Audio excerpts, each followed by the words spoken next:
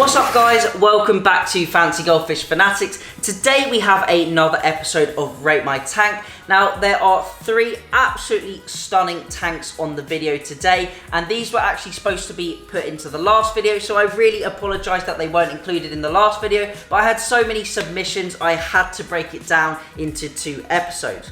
So we have some stunning planted tanks on the video today. If you haven't watched Rate My Tank before, it's where we review tanks, we have a look at the positives and maybe some of the weaknesses, things that could be maybe improved, and just sharing individual different hobbyists' opinions and tank setups on the channel. As always, there is no negativity or hatred towards these tanks. All of the fish are very happy and healthy, and there is always multiple different ways you can keep your fancy goldfish, and this is just a fun episode to share these different tanks and have a close look at them. So without further ado, let's check out some of these stunning tanks and let's give them a rating out of 5 stars.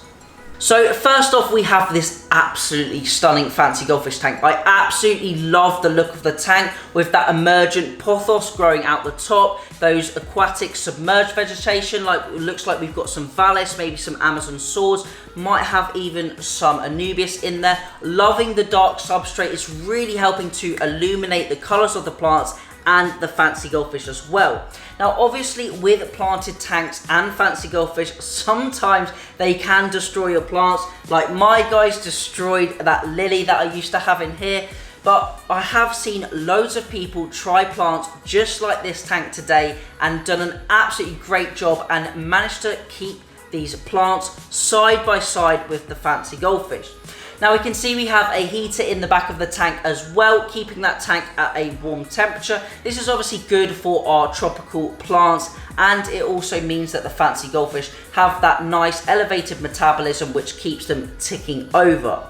Now I've always loved the use of pothos across the top of the tank. All of these plants are helping to remove nutrients. Looks like we've got some duckweed as well, which is an absolutely rapid, fast growing plant, and it will really reduce all of the nitrates and phosphates within the tank, which is absolutely great environment for our Fancy Goldfish. Looks like we've got a moor in there, a fantail, a red caparanda as well. Now the stocking density, looks like we've got a rancher as well. Now the stocking density isn't too much, and these plants are really going to help remove all of that nutrients from the water. Now by no means are they going to remove all of the nutrients or a huge amount, but they definitely will help in comparison to a bare tank like mine, where I don't have the function of those plants within the water. Now hopefully the owner is gravel vacuuming the sand or that fine gravel they've got as well, because you can sometimes build up nutrient pockets within that substrate, and hopefully they are doing sort of regular maintenance to keep that in check and remove any dirt and detritus that accumulates within the system. But I'm really loving the use of plants. We've got the slightly taller plants at the back of the tank and the slightly shorter ones at the front, which is creating a nice depth of scale. We also have a bit of bogwood in there as well. Now the only thing I would be concerned about when adding wood and stones into your tank is that they don't have any protruding areas and they are not sharp. You need to be making sure that all of your stones and wood are very smooth, and I can see that they've used river stones, which are lovely smooth pebbles, and also that bogwood appears to be nice and smooth, so those fish aren't going to damage themselves. Looks like we have a fluvial canister filter in the bottom. Couldn't quite see if that was a 406 or maybe a 306, but that will provide ample filtration. We obviously have the sponge segment within that, and then we have those media trays as well. Now pimping a canister filter, having the sponges and then lots of media, I would say is the best way to keep this tank. But the fish are looking absolutely happy and healthy. Really love the tank. You've done an absolutely fabulous job on it, and I'm going to give this tank a 4.7 out of 5 stars. Thank you for the submission, absolutely love it. The next tank you can see we have another planted Fancy Goldfish tank. Now this is slightly different to that first one we saw. Looks like we've got a bit more length on this tank, maybe it's a 5 foot, it looks to be around a 4 to 5 foot aquarium. We have a range of Fancy Goldfish, which is nice to see different varieties cohabiting together. It's really nice to see arandas with long tails, and then then those cute little ranchu as well. So I really like the use of the multiple fancies in this tank. Also liking the use of plants as well, helping to reduce the nutrients within the water. And the plants obviously provide a breeding ground for the goldfish. They can lay their eggs on the plants as well, and obviously they probably will eat them afterwards, but it provides something a little bit more naturalistic compared to a bare tank like the one I have here. We can also see we have some wood in there and stones. The only thing I potentially would say is definitely keep an eye on the fancies rubbing themselves on those stones. Looks like they are dragon stone, and the wood as well may be a little bit sharp. So if these fish potentially get a bit older, maybe they're quite young fish, but potentially they could start breeding at some point. So I definitely would keep an eye out on the fish damaging themselves on those rocks and wood. So that's something I would potentially keep in mind. Maybe look at using a smoother stone like a river pebble instead. I can see we've got a mix of sand and gravel on the bottom, which is really nice. It looks like it's providing a natural style look to the tank. Obviously, as I mentioned with the previous tank, that will need gravel vacuuming to make sure there is no buildup of dirt and detritus, which will contribute to the nutrients within the tank. I'm also liking the use of that vase, that sort of ornamental vase that has been placed into the tank. Looks like it's been a bit of lost treasure. Looks like we've got some Amazon swords, maybe some crypts as well. Really liking the use of the different plants together coupled with the wood and the rocks. It's creating a really nice natural scape. Not quite sure on the filtration just yet. Hopefully we see that later on in this video. But I'm really overall liking the use of the orandas in this tank. We've got a nice tall tank, plenty of room for them. The tank is not overstocked. Looks like the water is really clear and the goldfish are in great health.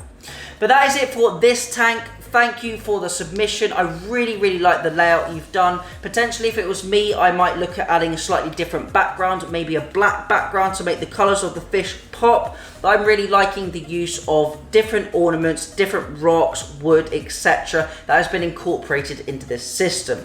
Overall, I'm going to give this tank a 4.2 out of 5 stars. But last up, we have a slightly more minimalistic tank than the previous ones we've seen. Looks like we have quite a lot of filters on this system. We've got some sponge filters, we have got a moving bed filter in the back, we have lots of oxygen pumping into the system, which I really like to see. That's going to help keep lots of oxygen within the water, saturated within the water, gas off any CO2, and it's also going to help draw any dirt and debris into those sponge filters, keeping the water crystal clear, as you can see in the video today.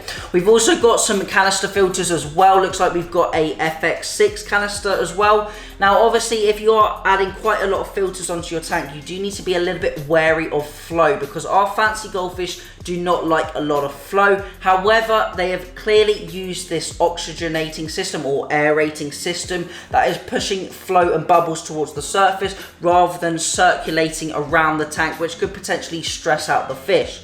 Loving the use of the different fish as well. Looks like we've got some really nice quality oranda, maybe a tiger and an apache or a tricolor. We've also got some plants in that terracotta pot in the middle. Looks like potentially Anubias and Java fern. Really liking the use of the plant and the pot to sort of cover that moving bed filter at the back. Looks like this is one of those Maidenhead Aquatics aqua oat tanks as well. And it's clearly not very overstocked. We've got plenty of filtration on here, and I'm sure the owner is doing a lot of water changes because I cannot see any dirt or debris collecting on the bottom of the tank. Now, personally, maybe a few things I would change. I maybe would reduce the number of sponge filters in the tank. Although the sponge filters are clarifying the water and a great biological filtration with plenty of bacteria, there is a lot of filters on this system, far more than there needs to be, which is always a good thing. Definitely not a bad thing, but I feel like maybe removing a few of those sponge filters might provide a little bit more space for those fish to move around in. As those fish grow and get bigger, it will be nice for them to have a little bit more space. Obviously, they can grow to their full potential in the tank this size because it is not overstocked, but I would potentially remove some of the sponge filters, or maybe try and cover them maybe with a few more pots, sort of hide them at the back, hide all the wires as well. You could even think about installing a background. A nice black background may help the colors of the fish pop.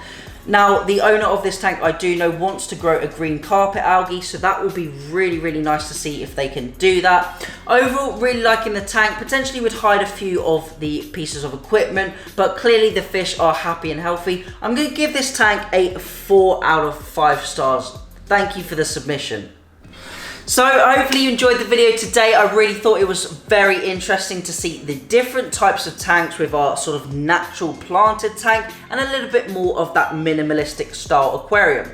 Now, if you do want to have your tank featured in a video just like this one today, then you can leave a comment down below or feel free to email me. My email is in the description, fancygoldfishfanatics@gmail.com, and we can get your setup and your fancy goldfish on the channel. So if you have any comments or questions, leave those down in the comment section. But as always, thank you for watching. Remember to keep those voice changes up and happy fish keeping.